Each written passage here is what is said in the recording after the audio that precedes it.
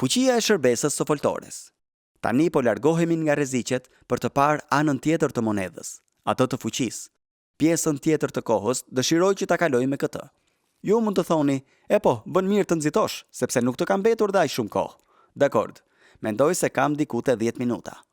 Po lexojmë qëllimisht nga 1 Korindasve 1 dhe 2. Më lejoni të them 1 apo 2 fjalë në lidhje me fuqinë. Pali po flet për fuqinë në këtë pasazh, sikurse e dini. Këtë duhet ta dini. Ky është një mesazh shumë me vend, sepse në kohën e tij, sikurse edhe në tonën, njerëzit ishin shumë të fiksuar pas idesë së fuqisë.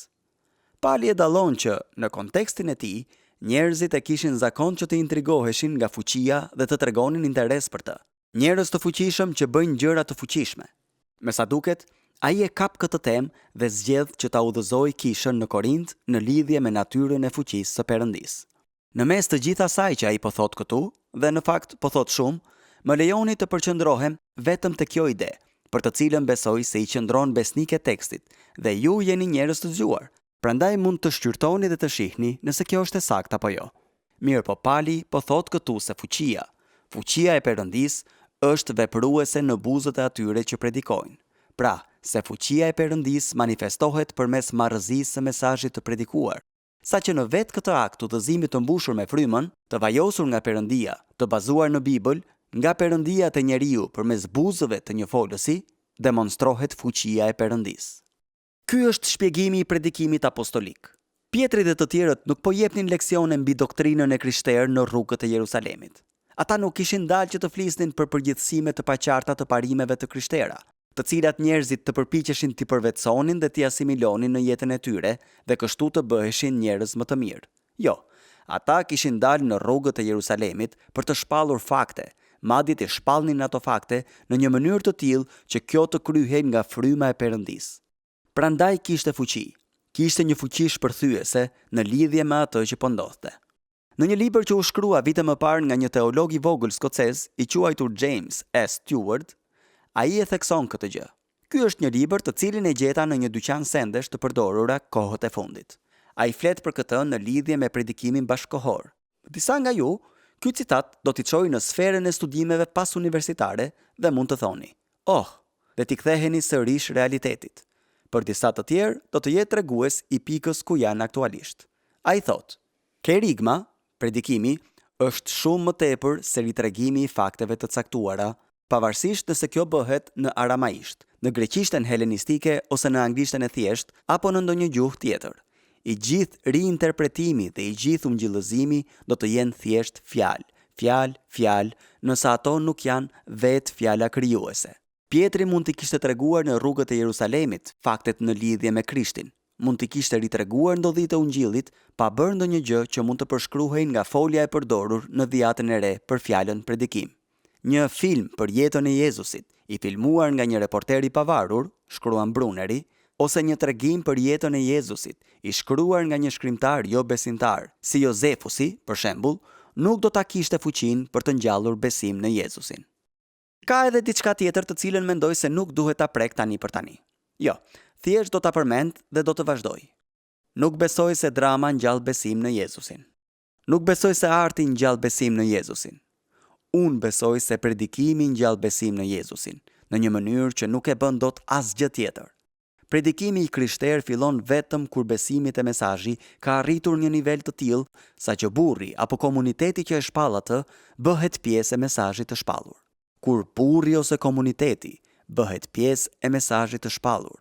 Njerëzit vinë në komunitetin tuaj të krishterë dhe thonë: këta njerëz janë mishërimi i mesazhit. Mesazhi është vetë jeta e tyre. Ky predikues qëndron për këtë çështje. Ky person ka këtë pasion. Nuk mund ta shkëputësh dot njeriu nga komunikimi që po ndodh. Përpara se unë të besoj në shpengimtarin e tyre, thiri Nietzsche, këta të krishterë duhet të më tregojnë se janë shpenguar. Prandaj, kur kisha apostolike shpalli, po vjen ora, madje ka ardhur, kjo është epoka e frymës. Vetë kisha në gjithë jetën e saj ishte pjesë e asaj të vërtetë dramatike, sepse kur njerëzit ballafaqoheshin me atë kishë, edhe pse ishin pagan, ndjenin një fllad të mbinatyrshëm, një fuqi të mistershme si energjia e flladit të mëngjesit. A nuk është kjo pjesë e vogël shumë e mrekullueshme?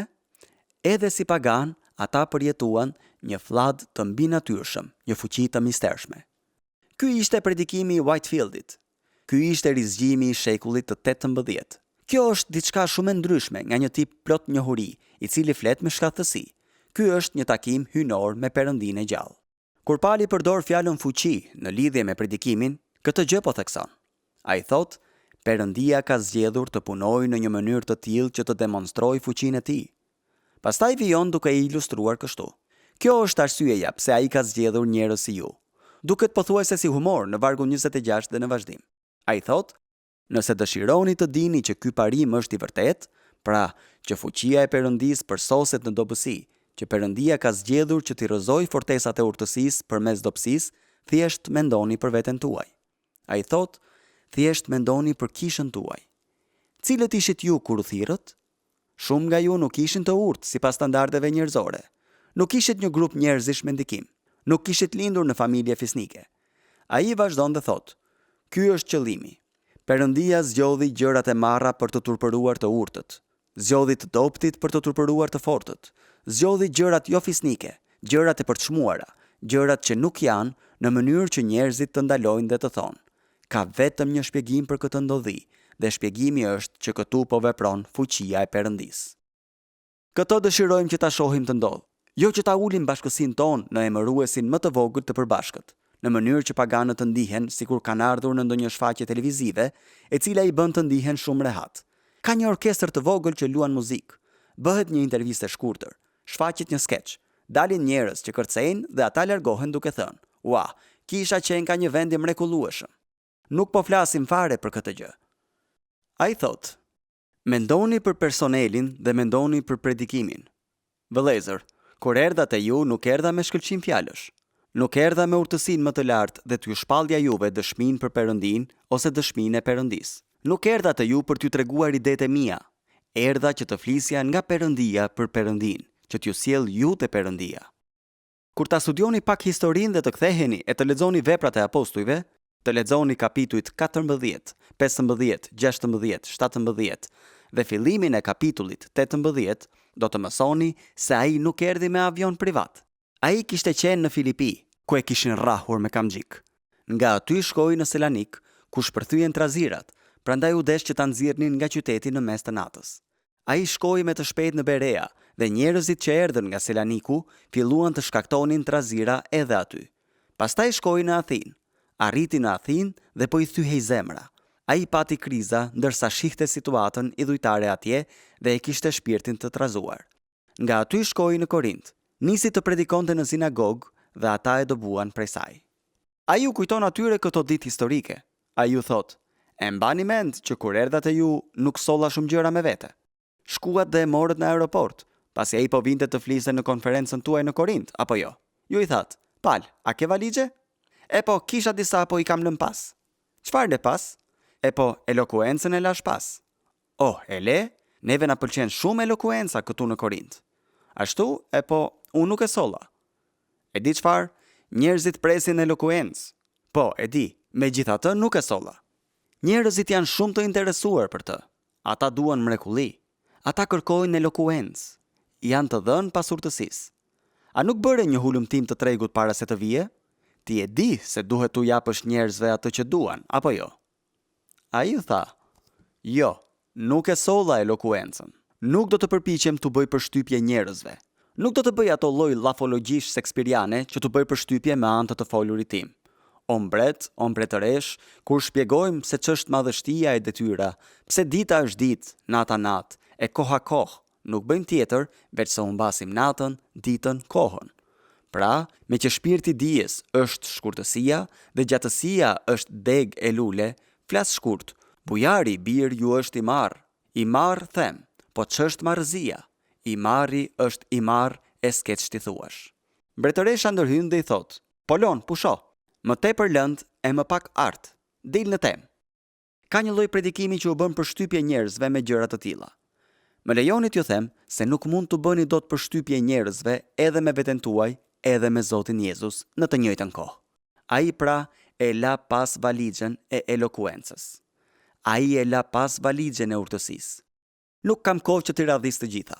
Urtësia është fjala Sofia. Kjo është një gjë shumë e rëndësishme. Dhe ai u thot: "Gjithsesi, i solla një dy gjëra me vete. Solla dobësinë, frikën dhe shumë drithërima." Oh, kjo qenë ka e papar, duhet të këtë thënë ai burri që po e priste në aeroport. Ai e çon në shtëpinë e vet dhe e sistemon. Më pas shkon në kuzhinë ku është e shoqja dhe ajo i thot: "Ç'mendon për folësin?" Ai i thot: "Me aq sa di unë, kemi një problem të madh. Po flisja me të rrugës për këtu dhe ai mund të bëjë ç'të dojë, por nuk ka elokuencë.